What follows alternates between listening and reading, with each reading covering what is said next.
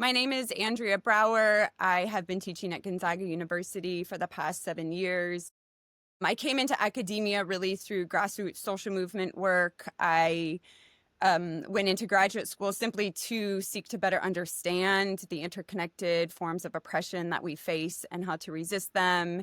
And I found myself experimenting and teaching after that and loving it. I have been an adjunct and then a lecturer and finally joined the tenure track at Gonzaga University 2 years ago. I was hired at Gonzaga University with the role of a lead instructor and mentor in a solidarity and social justice program. My job title opened with activist scholar and with a job description of mentoring student activists in their social justice pursuits. This was an exciting new role for me, but as soon as I got going in it and my activism started to move closer to the institution, I started facing pretty severe peer pressure, which eventually moved to harassment, bullying, character slander, especially when I started talking about Palestine. So originally, a lot of my activism has been distant and far away from the university. And at that point, it was embraced and celebrated and really commodified and marketed to the growing number of students that are interested in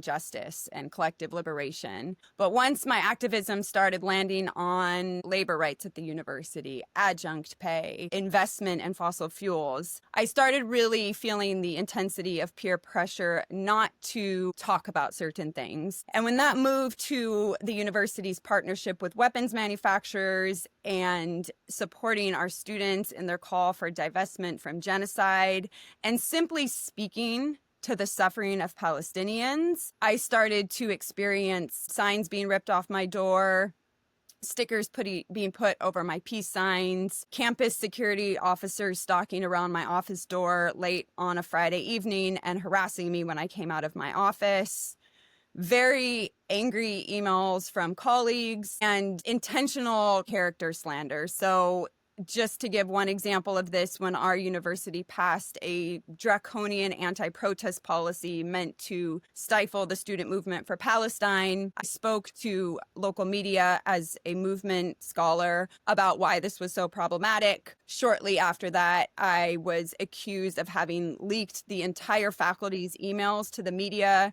And even after the record was cleared on this, I continued to be barraged and harassed. And this is just one example of many of the type of harassment, bullying, character slander that I faced. This harassment culminated in a Title VI Civil Rights Act discrimination complaint against me by a faculty member who I have yet to meet. The faculty member had stated their intention to use Title VI to shut down the student and faculty movement for Palestinian safety and freedom and liberation. And it was very clearly targeted at me because I was known to be close to student organizers. So the person who filed against me also had a track record of filing similar complaints against public school teachers. And I am not certain that they were working with other groups, but it does seem that they had some amount of resources and knowledge behind them to file this complaint. My university did not tell me the allegations against me. They told me that I was under investigation right as the December holidays started. I wasn't given a first interview in my investigation until a month later. In that first interview, I was never told the specifics of the allegation, so I could never respond adequately to what was even in the allegation. And then the next day, I was told that because I was starting a pre-approved medical leave, I would not be able to contact the office doing the investigation, nor would my lawyers be able to contact them. So I was on trial without representation for a series of months. I reached out to suggest witnesses, to suggest resources, because it was very clear to me that the office doing the investigation was not tooled to understand the wider context of the investigation. None of my emails were responded to. Finally, many months later, I was told that if I could come up with a doctor's note, I would be able to speak to the investigator. I did within 24 hours. I was finally cleared to communicate, but I was not invited to another interview. 7.5 months later, I was brought in for my final case closure meeting, and I was read the allegations against me, which were so outrageous that they had to be found unsubstantiated. But my university chose to still use the Title VI process in an attempt to silence me. So what was produced was a long list of what they called concerns about my behavior that were to go to leadership for intervention. I was not given a chance to respond to these concerns. None of them were evidenced.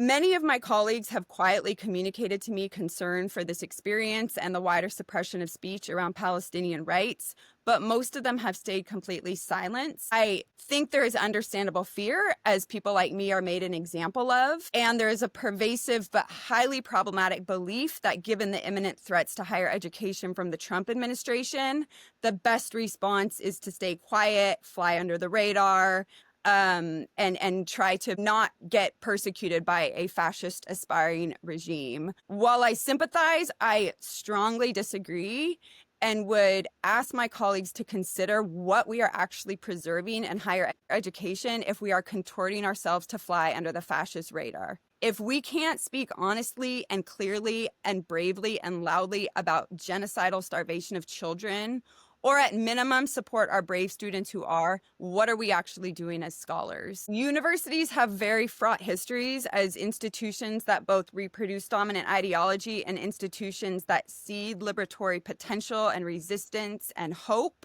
And it is these reasons they are under attack, and it is that we need to fight to preserve. These are very intense times of escalating oppression and repression, but we must keep at the forefront of our minds the fact that when ordinary people collectively engage in action to change the direction of society, to challenge the people at the top of gross power hierarchies, and to stand what is simply good and fair for all, to stand for collective freedom and peace and liberation, people can win. And we need to hold on to that simple fact.